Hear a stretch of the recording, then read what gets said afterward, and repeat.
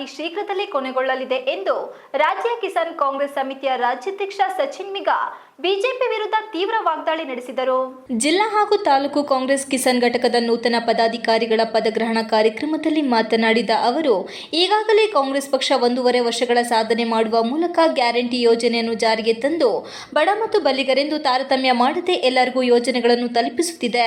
ಆದರೆ ರೈತರಿಗೆ ಕಣ್ಣಿಗೆ ಮಣ್ಣೆರಚುವ ಕೆಲಸ ಈ ಕೇಂದ್ರ ಬಿಜೆಪಿ ಸರ್ಕಾರ ಮಾಡುತ್ತಿದೆ. ಇಲ್ಲಸಲ್ಲದ ಸುಳ್ಳುಗಳನ್ನು ಹೇಳಿಕೊಂಡು ರಾಜಭವನದ ತನ್ನ ಕಪಿಮುಷ್ಟಿಯಲ್ಲಿಟ್ಟುಕೊಂಡು ಐಟಿ ಇಡಿಗಳ ಮೂಲಕ ಮುಖ್ಯಮಂತ್ರಿಗಳು ಹಾಗೂ ಡಿಸಿಎಂ ಅವರನ್ನು ಹೆದರಿಸಲು ಹೋದರೆ ಎದರಿ ಬಚ್ಚಿಟ್ಟುಕೊಳ್ಳುವ ಗಂಡು ಮಕ್ಕಳಲ್ಲ ಎಂದ ಅವರು ವಾಗ್ದಾಳಿ ನಡೆಸಿದರು.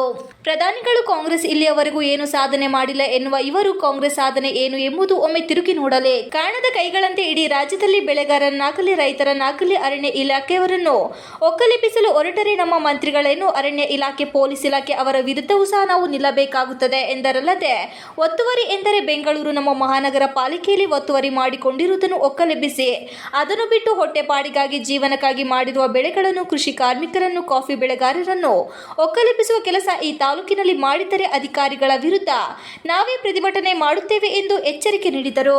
ಮಾಜಿ ಸಚಿವ ಬಿ ಶಿವರಾಮ್ ಮಾತನಾಡಿ, ಜನಪ್ರತಿನಿಧಿಗಳಾದ ನಾವು ಸಾರ್ವಜನಿಕರ ಸೇವೆ ಮಾಡಲು ನಮಗೆ ಅವಕಾಶ ಕೊಟ್ಟಿದ್ದಾರೆ. ಅವರನ್ನು ಕಾಯಿಸುವುದು ತರವಲ್ಲ. ಜನಪ್ರತಿನಿಧಿಗಳಾದ ನಮಗೆ ಸಮಯ ಪಾಲನೆ ಅತಿ ಮುಖ್ಯ ಎಂದು ಸಂಸದ ಶ್ರೇಯಸ್ ಪಾಟೀಲ್ ಅವರಿಗೆ ಕಿವಿ ಮಾತು ಹೇಳಿದ ಅವರು, ತಾಲೂಕಿನಲ್ಲಿ ಸುಮಾರು 23,000 ಬಗರುಕುಂ ಅರ್ಜಿಗಳು ಹಾಗೆ ಉಳಿದಿದ್ದು ತಮಗೆ ಇಷ್ಟ ಬಂದಷ್ಟು ಅರ್ಜಿಗಳನ್ನು ಮಂಜೂರು ಮಾಡಿ ಉಳಿದ ಅರ್ಜಿಗಳನ್ನು ವಜಾ ಮಾಡುತ್ತಿರುವುದು ನಿಮಗೆ ಶೋಭೆ ತರುವುದಿಲ್ಲ ಎಂದು ಶಾಸಕ ಸುರೇಶ್ ವಿರುದ್ಧ ಗುಡುಗಿದ ಅವರು, ಕೇವಲ ಅನುದಾನವನ್ನೇ ತರದೆ ಬೆಂಗಳೂರಿಗೂ ಬೇಲೂರಿಗೂ ಓಡಾಡಿದ ಮಾತ್ರಕ್ಕೆ ಅದು ಅಭಿವೃದ್ಧಿ ಆಗುವುದಿಲ್ಲ.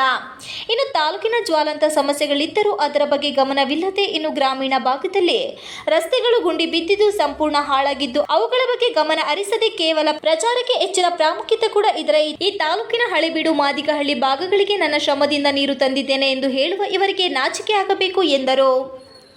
ಸಂಸದ ಶ್ರೇಯಸ್ ಪಾಟೀಲ್, ನಾವು ಜಿಲ್ಲೆಯಲ್ಲಿ ಎಷ್ಟೇ ಸಕ್ರಿಯವಾಗಿ ಪಕ್ಷ ಸಂಘಟನೆ ಮಾಡಿದ್ದರೂ ಹಿರಿಯರ ಮಾರ್ಗದರ್ಶನ ಇಲ್ಲದೆ ಸೊರಗುತ್ತಿದೆ. ಆದರೆ ಬೇಲೂರು ವಿಧಾನಸಭಾ ಕ್ಷೇತ್ರದಲ್ಲಿ ಹಿರಿಯರ ಮಾರ್ಗದರ್ಶನದಂತೆ ಪಕ್ಷ ಪ್ರಬಲವಾಗಿದ್ದು ಮುಂಬರುವ ಸ್ಥಳೀಯ ಸಂಸ್ಥೆಗಳ ಚುನಾವಣೆ ಸೇರಿದಂತೆ 2028ರ ಚುನಾವಣೆಯಲ್ಲಿ ಕಾಂಗ್ರೆಸ್ ಪಕ್ಷ ಇಲ್ಲಿ ಜಯಭೇರಿ ಬಾರಿಸಲಿದೆ. ಹಾಸನ ಜಿಲ್ಲೆಯಲ್ಲಿ ನಮ್ಮ ಸಂಸದರಿದ್ದಾರೆ ಎಂದು ಮೈ ಮುರಿಯುವುದು ಬೇಡ. ನಾನು ಕೂಡ ನಿಮ್ಮ ಜೊತೆ ಸಾಮಾನ್ಯ ಕಾರ್ಯಕರ್ತನಾಗಿ ಕೆಲಸ ಮಾಡುತ್ತೇನೆ. ಸಂಸದ ಎಂಬ ಅಧಿಕಾರದ ಆಸೆ ನನಗಿಲ್ಲ. ನಾನು ಬಂದಿರುವುದು ನಿಮ್ಮ ಸೇವೆ ಮಾಡಲು. ಎಂತಹ ತುರ್ತು ಸಂದರ್ಭದಲ್ಲಿ ನೀವು ನಮ್ಮ ಬಳಿ ತಮ್ಮ ಅಹವಾಲು ನೀಡಬಹುದು. ಪ್ರತಿ ತಿಂಗಳು ನಿಮ್ಮ ತಾಲೂಕಿನ ಸಮಸ್ಯೆಗಳ ಬಗ್ಗೆ ಮಾಹಿತಿ ನೀಡಬಹುದು ಎಂದರು. ಈ ವೇಳೆ ಸಂಸದರಿಂದ, ಕಾರ್ಯಕರ್ತರು ಹಾಗೂ ಸಾರ್ವಜನಿಕರಿಂದ ಅಹವಾಲು ಸ್ವೀಕರಿಸಿದರು. ಭರವಸೆಯನ್ನ ಕೊಡ್ತಾ ಯಾವುದೇ ರೀತಿಯ ಅಧಿಕಾರಿಗಳ ಸಮಸ್ಯೆಗಳಾಗಿ ಹೇಳಿದ್ನಲ್ಲ, ಪಕ್ಷ ಸಂಘಟನೆ ಒಂದೇ, ನಾವೆಲ್ಲ ಒಗ್ಗಟ್ಟಾಗಿ ಕೆಲಸ ಮಾಡಿದ್ರೆ ಈ ಬಾರಿ ಲೋಕಸಭೆ ನಾವು ಗೆಲ್ಲಕ್ಕಾಯ್ತು. ಅದೇ ರೀತಿ ವಿಧಾನಸಭೆ ನಾವು ಗೆಲ್ಲಿಸ್ಕೊಡುವಂತ ಕೆಲಸವನ್ನು ಮಾಡಬೇಕು. ನನಗೆ ಅನಿಸೋ ಮಟ್ಟಿಗೆ ಏನಾದ್ರು ಹಾಸನ ಜಿಲ್ಲೆಯಲ್ಲಿ ಮೊದಲನೆಯ ರಿಸಲ್ಟ್ ಅಂತ ಹೇಳಿದ್ರೆ 2028ಕ್ಕೆ ಅದು ಬೇಲೂರು ಅಂತ ಹೇಳಕ್ಕೆ ನಾನು ಹೇಳ್ತಾ, ಇದೇ ರೀತಿ ಒಮ್ಮತವಾಗಿ ಎಲ್ಲ ಭಾಗಗಳಲ್ಲಿ ಜಾತ್ಯಾತ್ಮಕವಾಗಿ ಪಕ್ಷಾತ್ಮಕವಾಗಿ ಸಂಘಟನೆಯನ್ನ ಮಾಡೋಣ.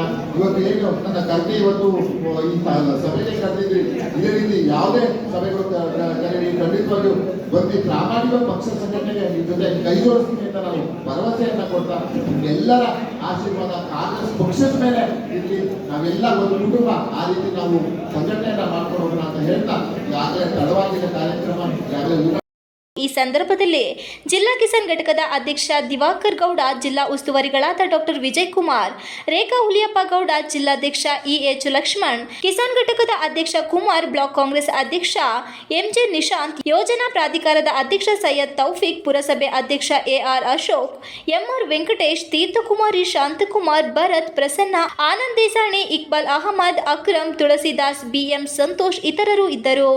Ganesh, TV 46 Malenadu news, Belur.